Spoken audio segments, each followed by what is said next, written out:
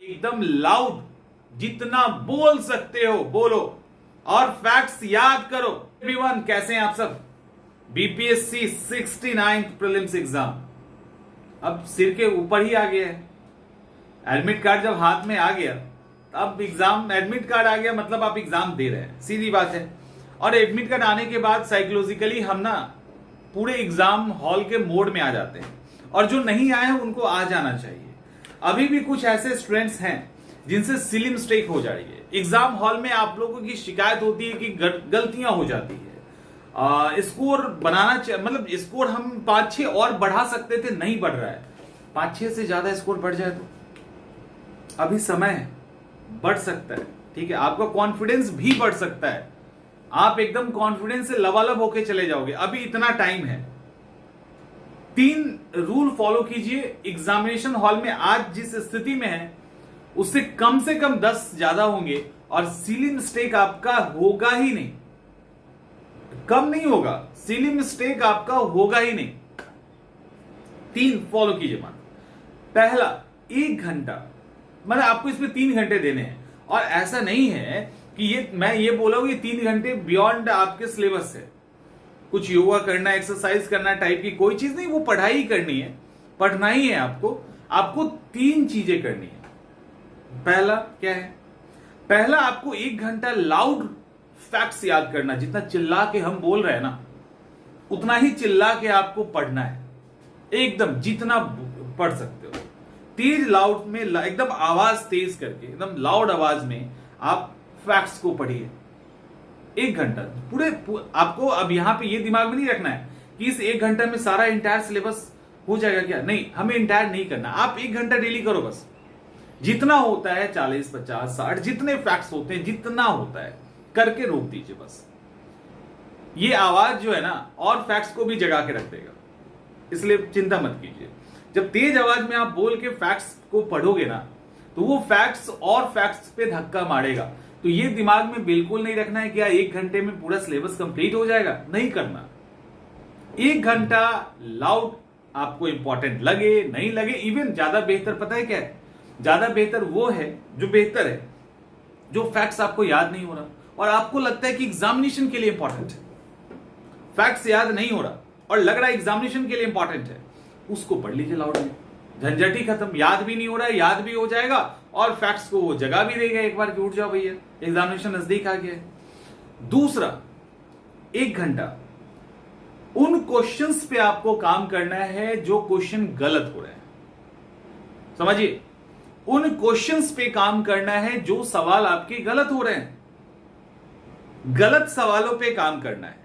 गलत सवाल अलग अलग तरीके से गलत होते हैं। कई बार आपकी हड़बड़ाहट के कारण, कई बार बहुत ज्यादा खुश होने के कारण, कई बार फैक्ट्स याद नहीं होने के कारण, कई बार 2 फैक्ट्स में कंफ्यूज होने के कारण, कई बार याद कुछ है टिक कुछ और कर दिए, और सही भी क्वेश्चन है गलत ओएमआर रंग दिए। ऐसे भांति भांति के सिली मिस्टेक होते हैं। समझ में आ रहा है?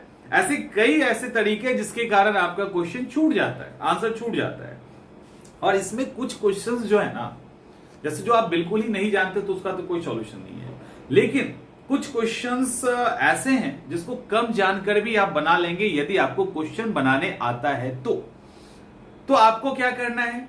अब आपको क्या करना है कि जो क्वेश्चंस हैं जो गलत हो रहे हैं उसको 1 घंटा बनाना है। फिर कहोगे कि क्या इंटायर? नहीं जरूरत है इंटायर का, आप जितना बना सकते हैं उतना बनाइए। बेहतर फिर वही है कि जो क्वेश्चंस गलत हो रहे हैं एकदम से और इंपॉर्टेंट है, उसका एक कलेक्शन कर लीजिए। अब जैसे मान लो कि आज हमें करना है, कितना कर पाओगे 1 घंटे में? 30-40 टाइप। और ये नहीं कि हड़बड़ा के करना है, हर एक क्वेश्चन में थोड़ा टाइम देना है।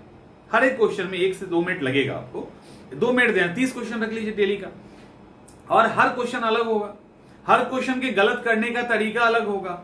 तो वो आप उसको करते करते सीख जाएंगे, तो आपको एक आदत हो जाएगी।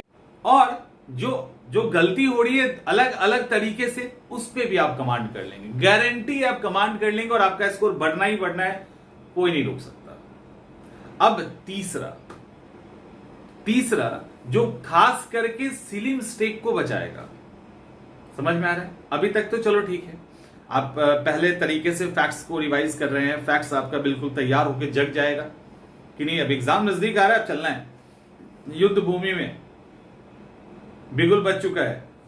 दूसरा क्या करेगा, दूसरा आप नहीं कोई क्वेश्चन जो नहीं बना पा रहे हैं या जो गलतियां हो जा रही वो टाइप्स ऑफ गलती बता के उसको करेक्शन कर देगा। लेकिन इसके बाद उसमें सिली मिस्टेक भी आएगा, लेकिन ये प्योर सिली मिस्टेक के लिए, जिनसे सिली मिस्टेक होता है प्योर उन्हीं के लिए है। अब आपको तीसरे में क्या करना है, तीसरे में आप अभी नॉर्मली सवाल कैसे बनाते हो, आप क्वेश्चन पढ़ते हैं A B C and D, पहले ये भी पढ़ते थे तो A B C and D पढ़ा, उसके बाद क्वेश्चन पढ़ा, फिर A option B option C option D option, चारों ऑप्शन पढ़ लिए फिर टिक कर लिए, फिर चारों ऑप्शन पढ़े फिर टिक कर लिए। यही करते हो ना अभी तक, यही कर नॉर्मली यही किया जाता है। ये आपको कुछ दिनों के लिए नहीं तो 1 घंटे के लिए छोड़ देना है। 1 घंटे के लिए छोड़ दो, चलो हटाओ, 1 घंटे के लिए छोड़िए। क्या छोड़ना है और कैसे करना है। अब जो भी क्वेश्चन आपके पास आया ना, जैसे भारत के पहले राष्ट्रपति कौन, सिंपल सा सवाल, भारत के पहले राष्ट्रपति कौन, तो आप यहां पे नाम नहीं पढ़ोगे, आपको क्या करना है, एकदम आसान सवाल है फिर भी, डॉक्टर राजेंद्र प्रसाद कहां है, डॉक्टर राजेंद्र प्रसाद कहां है, बिहार के राज्यपाल कौन है, तो विश्वनाथ साहब कहां है, ठीक है। अब वैसे ढूंढना है अर्लेकर साहब कहां है, कहां अर्लेकर लिखा हुआ है किसके पीछे, तो आपको क्या करना है, आप डायरेक्ट क्वेश्चन का आंसर खोजेंगे, डायरेक्ट आंसर खोजेंगे, ठीक है। वो जो डायरेक्ट क्वेश्चन पढ़ा और 4 ऑप्शन नहीं, आपके दिमाग में क्या आएगा कि वो पर्टिकुलर और इसका आंसर कहां है, ए में है, बी में है, सी में, डी में, कहां है। ये नहीं कि A B C and D पढ़ेंगे, ऐसा आपको करना है जितने क्वेश्चन में आप कर सको। 1 घंटा इसकी प्रैक्टिस कीजिए, समझ में आ रहा है। अब ये क्यों मैं कह रहा हूं, ये तीसरा वाला क्यों कह रहे हैं, क्योंकि सिली मिस्टेक होने का बहुत बड़ा कारण ये है कि जब आप क्वेश्चन पढ़ते हो ना, इतना एक्साइटेड हो जाते हैं कि नीचे 4 ऑप्शन तक जाते जाते खुशी के मारे कुछ और कलर कर दिए, अरे आ गया बस हो गया। यही गड़बड़ होता है, एक्चुअली यही गड़बड़ होता है। जैसे आसान सवाल आया ना, आप सीधा आप क्या ढूंढिए, आप आंसर ढूंढिए कि राजेंद्र प्रसाद भारत के पहले राष्ट्रपति राजेंद्र प्रसाद कहां है, ए बी सी डी, अच्छा ये नहीं तो क्या होगा, भारत के पहले राष्ट्रपति कौन है, लाल बहादुर शास्त्री, जवाहरलाल नेहरू, कुछ भी, doctor Radhakrishnan, APJ Abdul Kalam type. अब उसमें ना देख रहे हैं, चारों देखते देखते गलती हो जाता है। ये होता है जो मैं बता रहा हूं, एग्जामिनेशन हॉल में होता है, इवन आपको ऐसे भी होगा। तो आपको करना क्या है, थर्ड स्टेप में, थर्ड वाला जो 1 घंटा है उसमें क्वेश्चंस को देखिए और सीधे उसके आंसर को ऑप्शन में ढूंढने की आदत बनाइए। ये कंटिन्यू कीजिए, ये तीनों आपके सिलेबस से रिलेटेड है। अभी आपको पढ़ना भी, एमसीक्यू भी बनाने हैं, क्वेश्चन सही भी करने हैं, जो फैक्ट्स नहीं याद है उसको याद भी करना है। ये तीनों आपके उसी का हिस्सा है और ये तीनों करते चले जाएंगे तो बाकी और चीजें अपने आप अपने आप वो जो है ना इनहांस हो जाएगा, चीजें गलतियां ठीक होने लगेंगी, आपका स्कोर बढ़ने लगेगा, कॉन्फिडेंस आने लगेगा। सिली मिस्टेक तो आधा कॉन्फिडेंस पे ही उड़ जाता है, लेकिन ओवर कॉन्फिडेंस नहीं होना है। कॉन्फिडेंस और ओवर कॉन्फिडेंस के बीच में बहुत पतली सी लाइन होती है, उसको क्रॉस नहीं करना है। तो ये 3 तरीका, पहला एकदम लाउड, जितना बोल सकते हो बोलो और फैक्ट्स याद करो, बस इतना। इससे होगा क्या, आप बोल रहे हैं, आपका कान उसी फैक्ट को सुन रहा है, आपका दिमाग पूरा झंझना जाएगा। दूसरा कि आपको 1 घंटा पूरा आपको किस पर देना है, उन सवालों पे जो आप गलत करते हो, गलत सवालों को बनाइए। गलत सवाल जो हो रहा है सबको टिक करके रखिए, उस 1 घंटे में उसको बनाइए। धीरे धीरे आपको पता चल जाएगा कि गलती कैसे होती है, नहीं जानने वाले सवाल भी गलत सही कैसे हो सकते हैं। और तीसरा है कि क्वेश्चन पढ़ लिया, सीधा आंसर को ऑप्शन में ढूंढो, ना कि ऑप्शंस के अंदर आंसर नहीं ढूंढना है, आंसर को ऑप्शन में ढूंढना है, ये अलग बात है। क्लियर? ये 3 काम आपको करने, एग्जामिनेशन आपका अच्छा जाएगा, सवाल ही नहीं उठता है बुरा होने का। मिलते हैं अगले वीडियो में।